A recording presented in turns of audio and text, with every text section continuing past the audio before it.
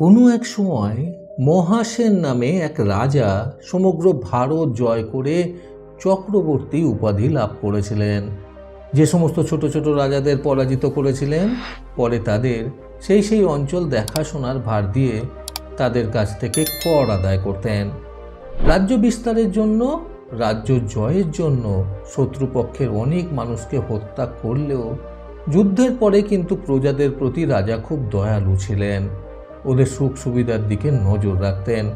বহু পরিকল্পনা করে দেশের মানুষের যাতে মঙ্গল হয় তার ব্যবস্থা করেছিলেন। দেশের নানা প্রান্ত থেকেই সুখবর পেতেন, কিন্তু শুধু কোশল দেশ থেকে তেমন খবর পেতেন না। নানাভাবে চেষ্টা করেও কোশল দেশের মানুষের সুখ সুবিধার সঠিক খবর কিছুতেই সংগ্রহ করতে পারতেন না। রাজার পরিকল্পনাগুলো কোশল দেশেও ঠিক মতো কার্যকরী হচ্ছে কিনা তাও তার অজানা থাকত। রাজা মহাসেনের এক রাজপুরোহিত ছিল। তার গুণনিধি নামে এক বন্ধু ছিল। গুণনিধির আচার আচরণে, কথাবার্তায় অনেকে আনন্দ পেত।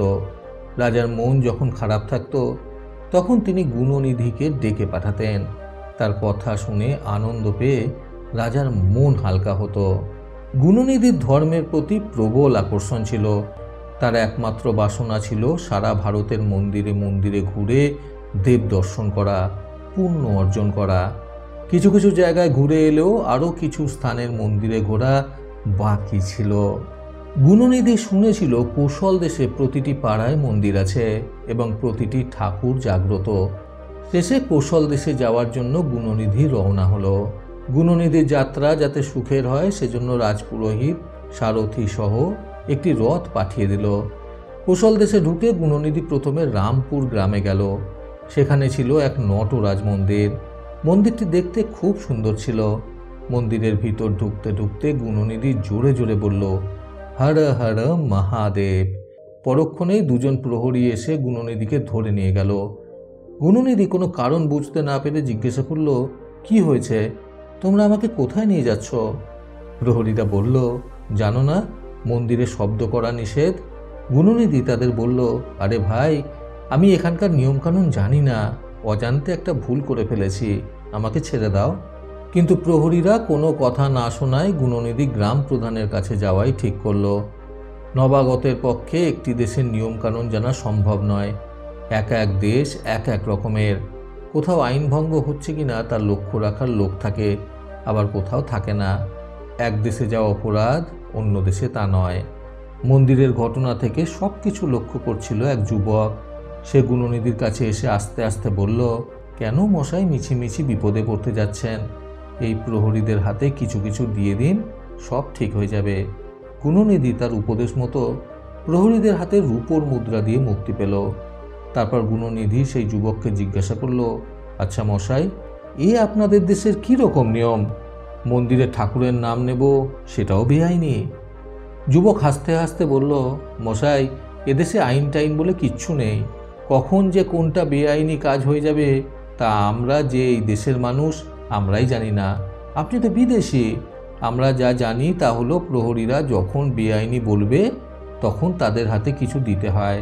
সবসময় আইন কানুন বই পড়ে বোঝা যায় না। আইন কিভাবে রক্ষা করা হয় তা দেখে বুঝতে হয়। আমরা প্রত্যেক দিন দেখে দেখে যা বুঝেছি তাই বলছি। আমার কথা বিশ্বাস না হয় আপনি যা ইচ্ছে করতে পারেন, আপনাকে আমি বাধা দেব না। আপনাকে নিষেধ করার কারণ, ওরা যদি গ্রাম প্রধানের কাছে নিয়ে যায় তখন গ্রাম প্রধানকে অনেক বেশি দিতে হয়। একথা শুনে গুণনিধি অবাক হয়ে বলল, কি বলছেন মশাই? গ্রাম প্রধানও খুব খায়? এসব খবর রাজাকে জানানো হয় না? কে জানাবে? কার এত বড় বুকের পাটা আছে? জানেন না আমাদের গ্রামের প্রধান রাজার শ্যালক? যুবক বলল।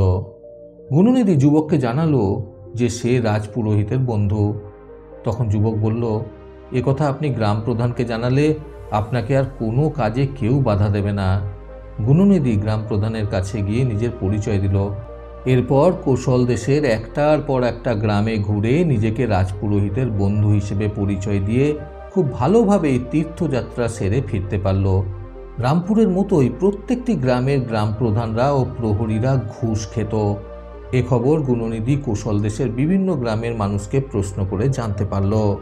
গুণনিধি খুব ভালোভাবে বুঝতে পারল যে গ্রাম প্রধানরা নিজেদের মিথ্যে পরিচয় দিয়ে ঘুষ খায় এবং প্রজাদের শোষণ করে। শ্যালকের বিরুদ্ধে অভিযোগ করলে পাছে রাজা রাগ করেন, এই ভয়ে কেউ কোনো অভিযোগ করার সাহস পেত না। গুণনিধির ফেরার খবর রাজপুরোহিতের কাছে শুনে রাজা মহাসেন তাকে ডেকে পাঠালেন। ভ্রমণ বৃত্তান্ত জানিয়ে গুণনিধি রাজাকে জিজ্ঞাসা করল, মহারাজ, অনুগ্রহ করে আপনি কি আমাকে জানাবেন যে কোশল দেশের রাজার কতজন শ্যালক আছে? রাজা হাসতে হাসতে বললেন, কেন, গোনা হয়নি? তাহলে আর কিসের তীর্থযাত্রা হলো? কি করে গুনব মহারাজ? প্রত্যেক গ্রাম প্রধানই কোশল রাজার শ্যালক। তাহলে কোশল দেশে যত গ্রাম আছে শ্যালকের সংখ্যা তত। এখন আপনি জানেন কোশল দেশে কটা গ্রাম আছে? রাজা যতই হেসে প্রশ্ন করুক না কেন, মনে মনে তার কোশল দেশের ব্যাপারে খুব দুশ্চিন্তা হলো। কারণ তিনি জানেন কোশল রাজার স্ত্রী দুজন। শ্যালকের সংখ্যা যতই হোক অত শ্যালক হতেই পারে না। তার মধ্যে কোশল রাজার প্রথম স্ত্রী বড় রানী রাজা মহাসেনের বোন, দ্বিতীয় স্ত্রীর ভাই তাহলে কতগুলো? গুণনিধিকে বিদায় দিয়ে রাজা গভীরভাবে চিন্তা করতে লাগলেন। উনি ভাবলেন, এতদিন যে কোশল দেশে তার পরিকল্পনা মতো কাজ হচ্ছে কিনা এই জন্যই তিনি জানতে পারেননি। অনেক ভেবে রাজা মহাসেন ঠিক করলেন তিনি নিজে কোশল দেশে যাবেন, নিজের চোখে সেখানকার অবস্থা দেখবেন, নিজের কানে সেখানকার লোকের কথা শুনবেন। রাজা মহাসেন ছদ্মবেশে ঘুরে ঘুরে দেখলেন প্রজাদের কাছ থেকে প্রহরীরা যখন তখন আজে বাজে অজুহাতে ঘুষ খাচ্ছে, আর সেসব লোককে ওরা গ্রাম প্রধানের কাছে নিয়ে যাচ্ছে। গ্রাম প্রধান প্রহরীদের 4 গুণ বেশি ঘুষ খাচ্ছে। দেশের পথে ঘাটে আবর্জনা স্তূপীকৃত হয়ে রয়েছে। সারা দেশে জোর জার মুলুক তার অবস্থা। রাহাজানি গুন্ডামি চরমে উঠেছে। মহিলারা রাত্রে তো দূরের কথা, দিনের বেলাও বেরোতে ভয় পায়। রাজা মহাসেন ব্যাপার দেখে অবাক হয়ে গেলেন। রাজা এতদিন যা ভাবতেন তার সঙ্গে বাস্তবের কোনো মিল নেই। তিনি যেভাবে দেশ গড়ার কথা ভাবছিলেন, যেভাবে পরিকল্পনা করছিলেন, তার সঙ্গে মাটির কোনো সম্পর্ক নেই। এত বড় দেশের প্রত্যেক প্রান্তে নিজে গিয়ে দেখতে পারেন না, নির্ভর করতে হয় অনুচরদের উপর। তাহলে কি অনুচররা তাকে এতদিন মিথ্যে কথা বলে আসছে? এইসব দেখে শুনে রাজা মহাসেন বুঝতে পারলেন কোশল দেশে শাসন নামক কোনো বস্তু নেই।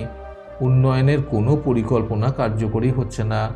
অথচ পরিকল্পনা খাতে যত টাকা খরচ হওয়ার কথা তার চেয়ে বেশি খরচ হয়ে যাচ্ছে। মহাসেন তৎক্ষণাৎ কোশল দেশের সমস্ত গ্রাম প্রধানদের পদ তুলে দিলেন।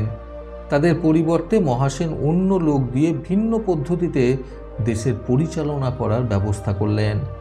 এই ব্যবস্থা করার বহুদিন পরে রাজা কোশল দেশের বিভিন্ন গ্রামবাসীকে জিজ্ঞাসা করলে ছদ্মবেশী রাজাকে চিনতে না পেরে গ্রামবাসীরা সহজভাবে বলতো, এখন তো আর রাজার শ্যালক গ্রামের মাথা নয়, তাই আমরা খুব ভালো আছি। প্রজাদের এই কথা শুনে রাজা মহাসেন খুব শান্তি পেলেন।